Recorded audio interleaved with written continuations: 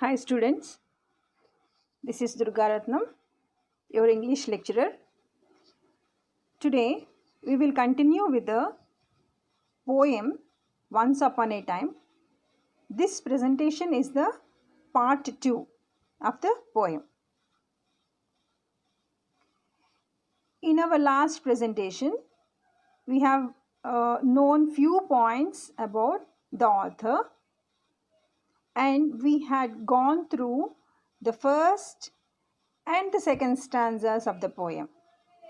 In the first stanza, they were talking about their hearts. Poet was talking about the hearts of the people, how they used to be in the ancient times, and what is the current situation. And in the second stanza, he spoke about the handshake. Basically, how the attitudes have been changed. Today we will know about stanza 3. So, stanza is as follows. Stanza 3 is as follows. Feel at home, come again, they say.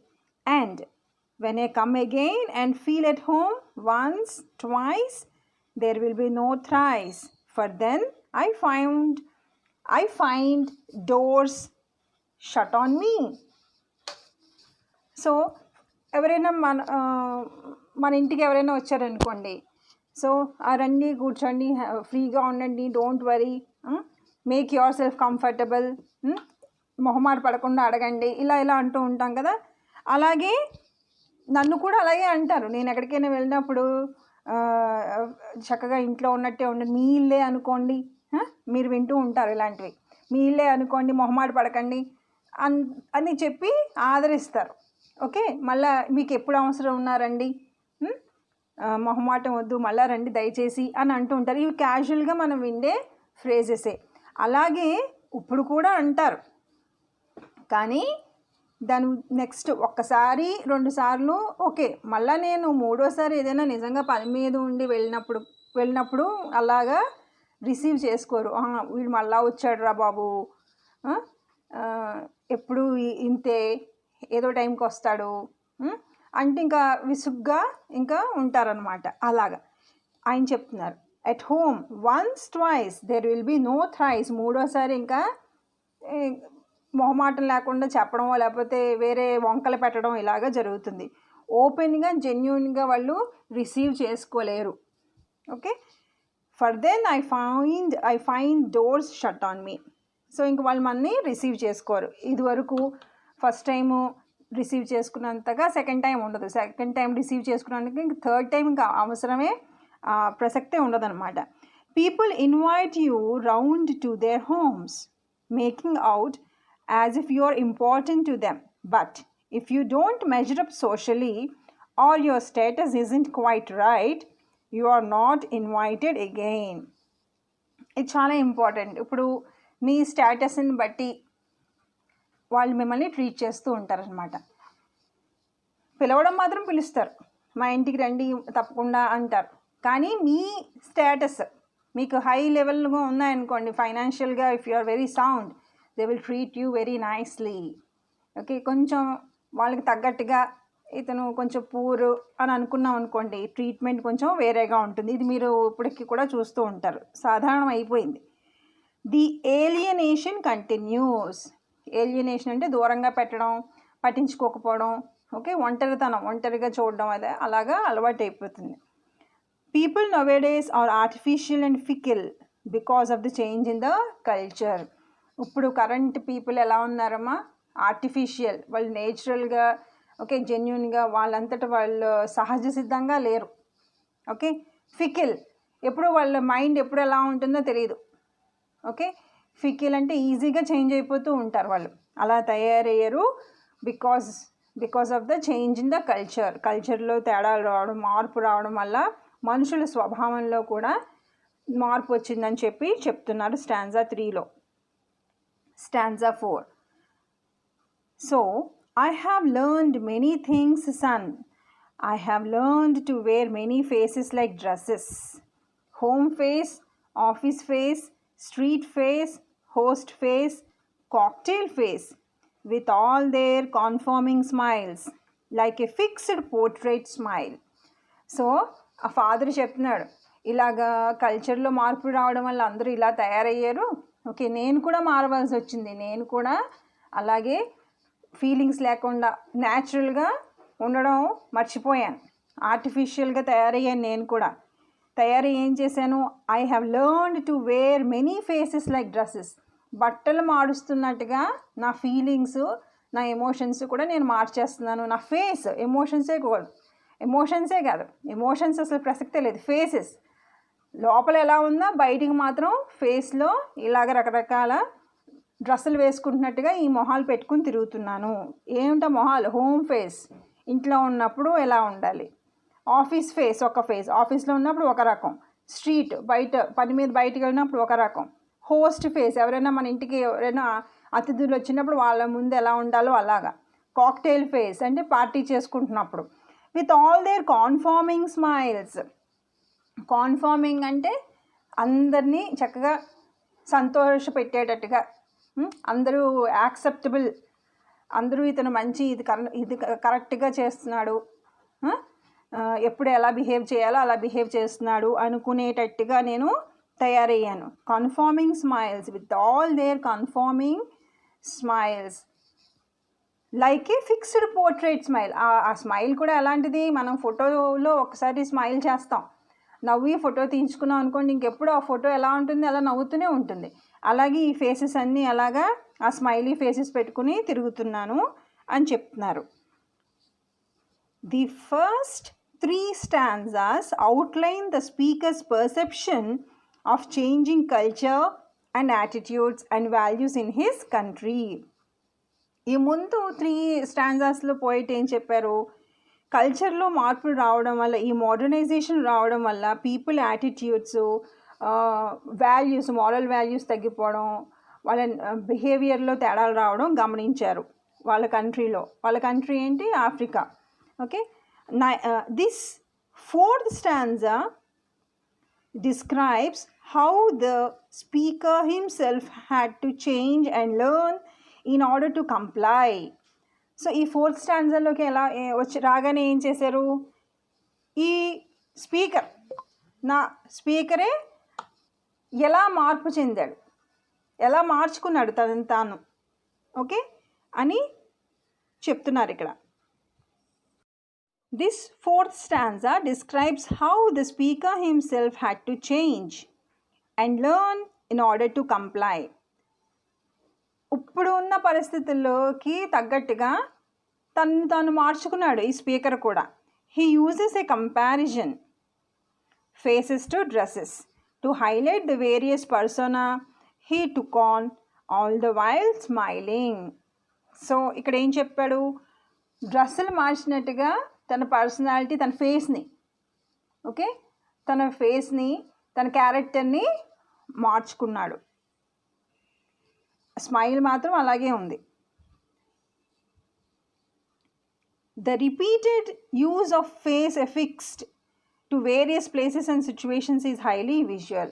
మనం ఇక్కడ faces అనగానే ఇక్కడ రకరకాల faces ఇచ్చారు చూస్తారా. Home face, office face, street face, host face, cocktail face. మన ఈ face అనగానే మనకి ఒక ఫేస్ యూజ్ చేసుకుంటాం. ఓకే, అన్ని చోట్ల మనం ఒకేలా ఉండం కదా, అలాగే అది విజువల్ అంటే మనం ఊహించుకోవడాన్ని ఇక్కడ చెప్పారనమాట, ఇమేజరీ. ఓకే, అలాగే తనకి లోపల ఇష్టం లేకపోయినా ఆ ఉన్న పరిస్థితిని, సిచ్యువేషన్ని, ఆ మనుషుల్ని బట్టి, ఆ ప్రదేశాన్ని బట్టి తనని ఆర్టిఫిషియల్గా కావాలని పూసుకుంటున్నాడు అవన్నీ.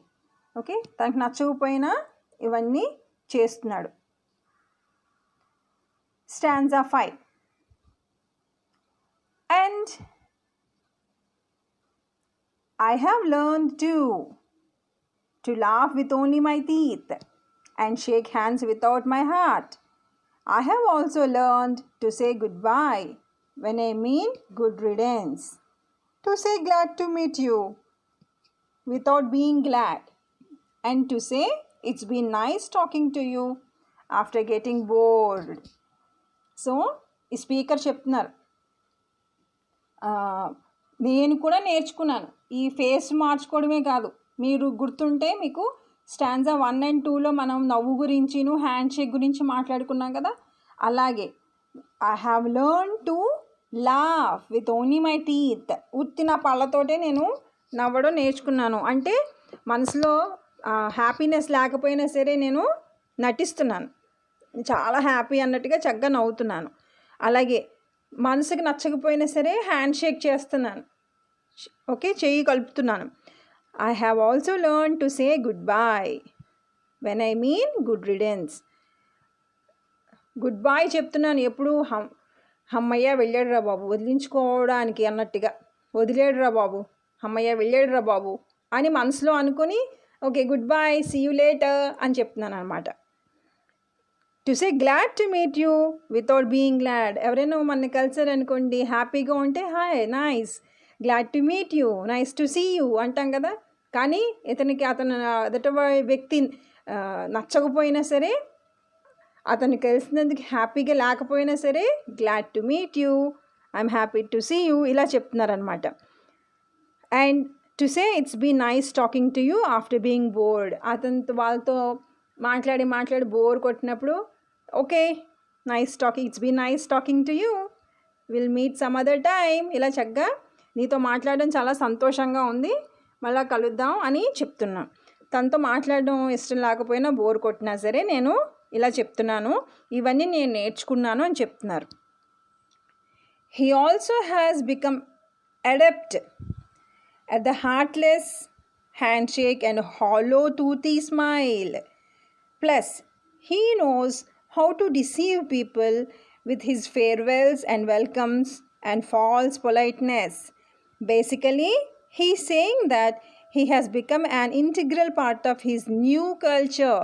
It's been quite an education for him. So, ఇవన్నీ తను నేర్చుకున్నాడు. హార్ట్లెస్ హ్యాండ్ షేక్, మనసు లేకపోయినా హ్యాండ్ షేక్ చేయడం. హాలో టూతీ స్మైల్ అంటే అది నవ్వుకి పెద్ద అర్థమేం లేదు, ఓకే, ఓన్లీ పళ్ళు చూపించడం వరకే, ఓకే, మనసు దాకా ఏం వెళ్ళలేదు. Plus he knows how to deceive people with his farewells and welcomes and false politeness. Deceive అంటే టు చీట్, ఓకే, పీపుల్ని చీట్ చేస్తున్నారు. వెల్కమ్స్ చక్కగా హోస్ట్ చేయడం, ఓకే, స్వాగతించడం. అలాగే ఫేర్వెల్స్ అంటే వెళ్ళరండి అని చెప్పేటప్పుడు, okay, with false politeness, okay, వినయం కాదు, వినయంగా అనుకునేటట్టుగా బిహేవ్ చేస్తూ, ఇతను చాలా వినయవంతుడు అని అనుకునేటట్టుగా ప్రిటెండ్ చేస్తున్నాడు, ఊరికే యాక్ట్ చేస్తున్నాడు అనమాట. Basically he saying that he has become an integral part of his new culture. So అతను ఈ స్టాంజా ద్వారా ఏం చెప్తున్నారు, ఈ న్యూ కల్చర్కి తను కూడా అలవాటు పడిపోయాడు, ఒక భాగం అయిపోయాడు. It's been quite an education for him. So ఈ న్యూ మోడర్నిజంలో చాలా అతను నేర్చుకున్నాడు. But believe me son, I want to be what I use to be when I was like you. I want to unlearn all these muting things. Most of all, I want to relearn how to laugh. For my laugh in the mirror shows only my teeth like a snake's bare fangs. So, ఈ stanza 6 బట్టి మనకి ఏమర్థమైంది, ఆ speaker లేదా ఫాదర్కి ఈ మార్పు నచ్చలేదు. Believe me son, I want to be what I use to be when I was like you అంటున్నాడు. ఓకే, ఇదివరకు నేను ఎలా ఉన్నానో, నువ్వు ఇప్పుడు ఎలా ఉన్నావో నేను ఇదివరకు అలా ఉండేవాడిని, ఓకే, నేను ఇప్పుడు అలా ఉండాలి అనుకుంటున్నాను. I want to unlearn all these muting things. ఇప్పుడు ఇవన్నీ మోడర్నిజంలో అన్నీ నేర్చుకున్నవన్నీ నాకొద్దు, నేను మర్చిపోవాలనుకుంటున్నాను.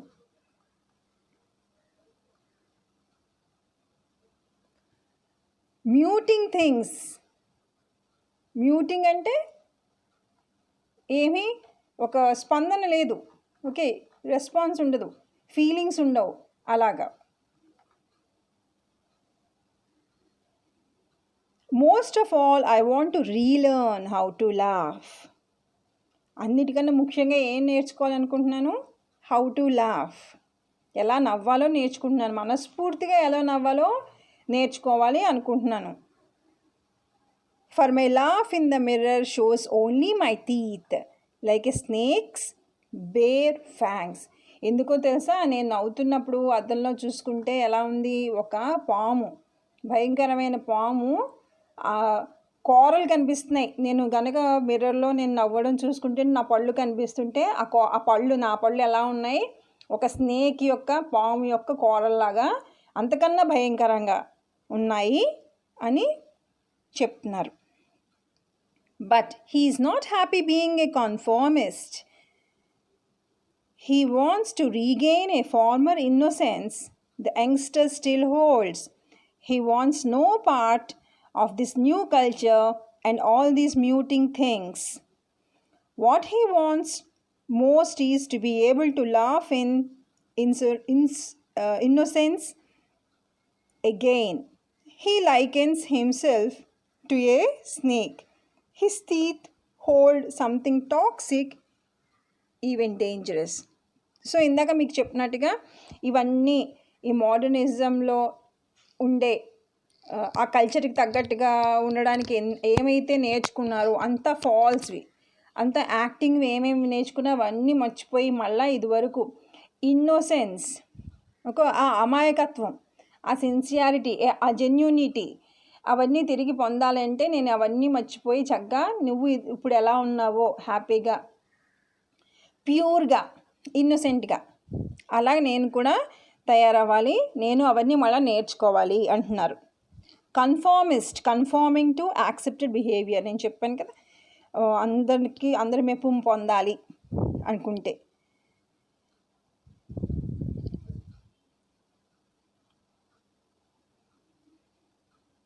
Stanza 7. So, show me, son, how to laugh. Show me how I used to laugh and smile once upon a time when I was like you. So, నాకు నువ్వు ఇప్పుడు నేర్పించు, ఎలా నవ్వాలో నాకు నేర్పించు. ఇదివరకు నేను ఎలా నవ్వానో నాకు మళ్ళీ అవన్నీ గుర్తు చేయి. Once upon A time when I was like you. నీ వయసులో నేను ఇదివరకు అలా ఉన్నప్పుడు నేను ఎలా నవ్వేవాడినో నాకు చెప్పు, నేను నేర్చుకుంటాను. He comes clean, he wants the son to show him how to regain this lost innocence. ఆ కోల్పోయిన అమాయకత్వాన్ని మళ్ళీ నేను తిరిగి పొందాలి. How to laugh and smile like in the old days when he was young and carefree and the culture encouraged openness and honesty, a pure identity. How to laugh and smile like in the old days. So పాత రోజుల్లో ఎలాగా నవ్వాలో, ఆనందించాలో అవన్నీ నేను మళ్ళీ నేర్చుకోవాలి. Culture encouraged openness and honesty, A pure identity. వాళ్ళ కల్చర్లో కూడా ఏంటి, ఓపెన్నెస్, ఉన్నట్టుగా చెప్పడం, దాపరికం లేకుండా ఉండడం, అలాగే హానెస్టీ, నిజాయితీగా ఉండడం, కరెక్ట్ అయిన అసలైన గుర్తింపు అని వాళ్ళ culture నమ్ముతోంది.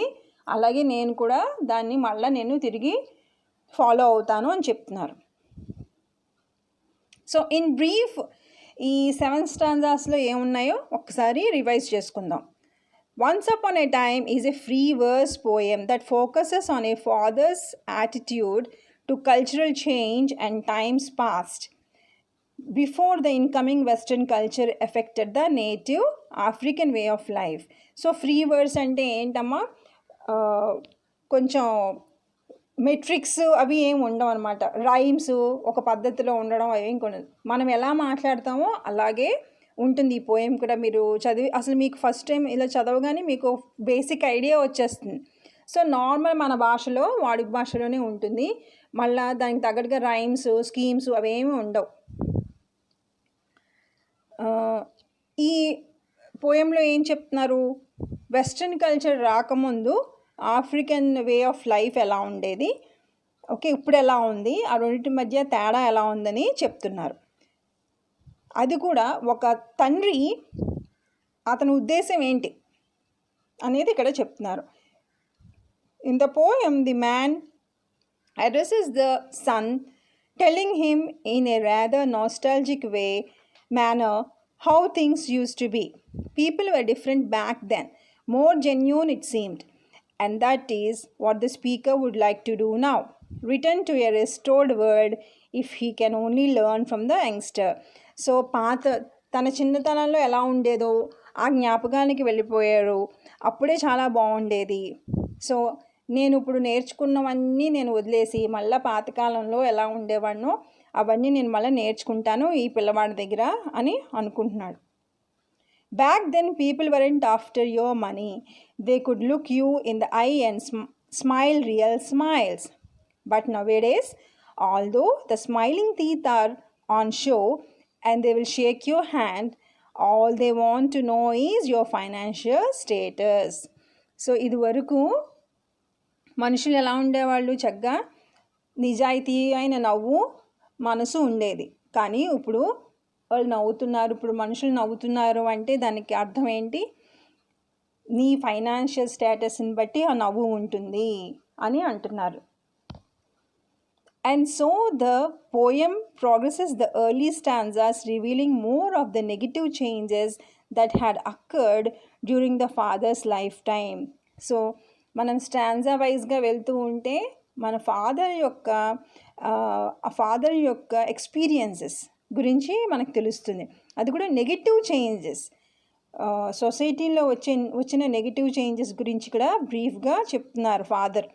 He is old enough to have watched decent human standards drop to the wayside as Western ideals gradually took over. అతను ఏంటి అబ్జర్వ్ చేశారట, ఆ ఫాదరు తన ఎక్స్పీరియన్స్లో ఏం అబ్జర్వ్ చేశారు, హ్యూమన్ స్టాండర్డ్స్ అంటే మోరల్ వాల్యూస్ అలా తగ్గుతూ వచ్చేసాయి. Human standards drop to the way side, పక్కదారులు పట్టేసాయి. As western ideals gradually took over. Ideals అంటే ఐడియల్స్ టుగెదర్ విత్ క్యాపిటలిజం, వాళ్ళు ఏం చెప్తే అది కరెక్ట్ అనుకోవడం, ఓకే, ఇలాంటివన్నీ డబ్బే ప్రధానం అనుకోవడం, ఓకే, ఎదుటివాడిని మోసం చేసైనా తను హ్యాపీగా ఉండాలనుకోవడం, ఎదుటివాడి శ్రమని దోచుకోవడం, ఇవన్నీ కూడా ఆ సొసైటీ కరెంట్ మోడ్రన్ సొసైటీలో ఈ ఫాదరు అబ్జర్వ్ చేశారు. The speaker wants to relearn from the as at untainted son how to love and be genuine again. So ఇప్పుడు ఆ స్పీకరు ఏమనుకుంటున్నారు, మళ్ళా ఏ అమాయకత్వంతో ఉన్న చిన్న పిల్లవాడు, ఓకే, ఏమి మోసం చేయడం అవేమి తెలియని ఆ చిన్న పిల్లాడి నుంచి మళ్ళీ నవ్వడం, జెన్యూన్గా నవ్వడం, ఆనందంగా నవ్వడం అనేది నేర్చుకోవాలి అని అనుకుంటున్నారు. It's rather A pathetic plea coming from the adult to the youngster. For what can the son realistically do? Can the clocks be put together? Can the clocks be put back? Can an ancient culture be retrieved from the overwhelming modern culture? So సాధారణంగా మంచి విషయాలు పెద్దవాళ్ళు చిన్నవాళ్ళకి చెప్తారు, కానీ ఇక్కడ చూసారా, చిన్నవాళ్ళ నుంచి పెద్దవాడు అతను నేర్చుకోవాలనుకుంటున్నాడు ఇలాంటి జెన్యూనిటీ, నిజాయితీగా ఉండడం. సో అది కొంచెం బాధాకరమైన విషయం. కానీ మనం ఏం చేయలేం, we cannot move the time back కదా, కాలాన్ని మళ్ళీ వెనక్కి తీసుకెళ్ళలేం. ఎందుకంటే ఇప్పటికే మోడ్రన్ కల్చర్ వల్ల చాలా ఇంపాక్ట్ పొందేసింది society. Perhaps the tone is ironic. Perhaps the speaker knows deep inside that he will never regain the purity. He won't be able to turn back time and relive life as a transformed person. ఈ speaker కూడా తెలుసు ఇప్పుడు ఏమీ change చేయలేమని, okay, మళ్ళా తన నిజాయితీ, తన ప్యూరిటీ, ఓకే, పవిత్రతను తెచ్చుకోవడం కొంచెం కష్టమే అని తనకి తెలుసు. That's why the title could be from a fairy tale. అందుకనే వన్స్ అపాన్ ఏ టైమ్ అని ఇదివరకు ఒకానొక టైంలో అలాగా వన్స్ అపాన్ ఏ టైం, ఒకానొక కాలంలో అన్నట్టుగా స్టార్ట్ చేశారు. The speakers wishes are a fantasy.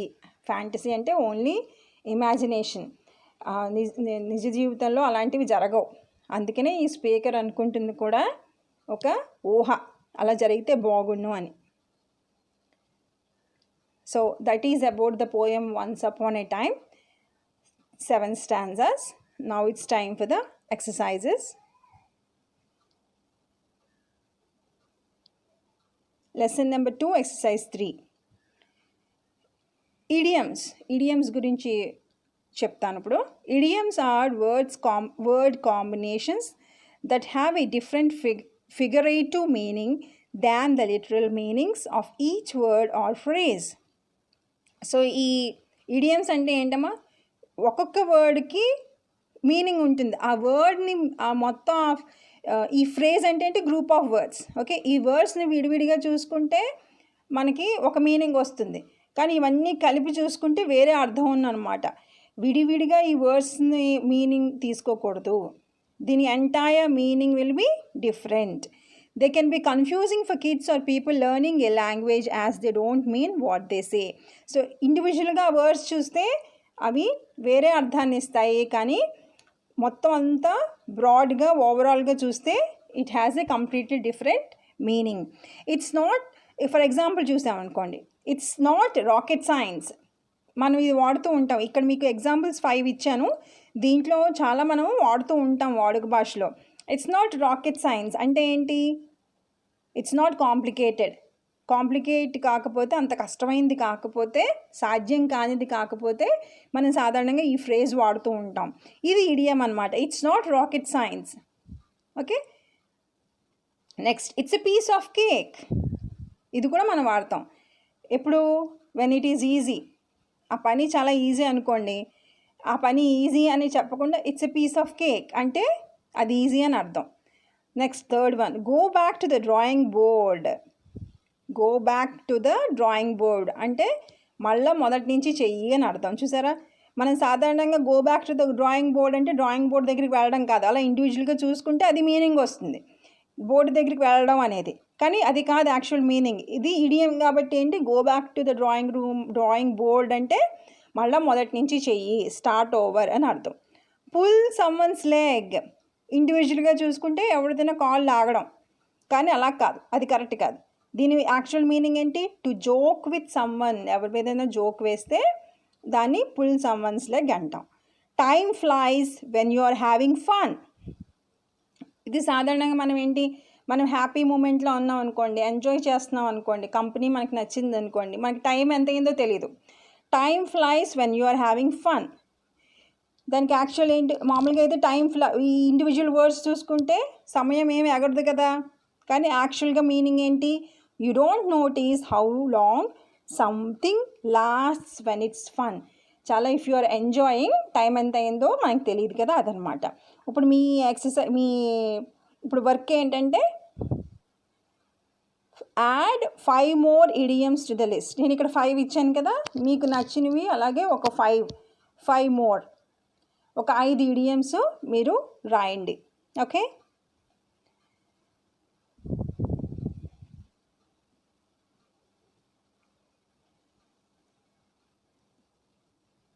Thank you.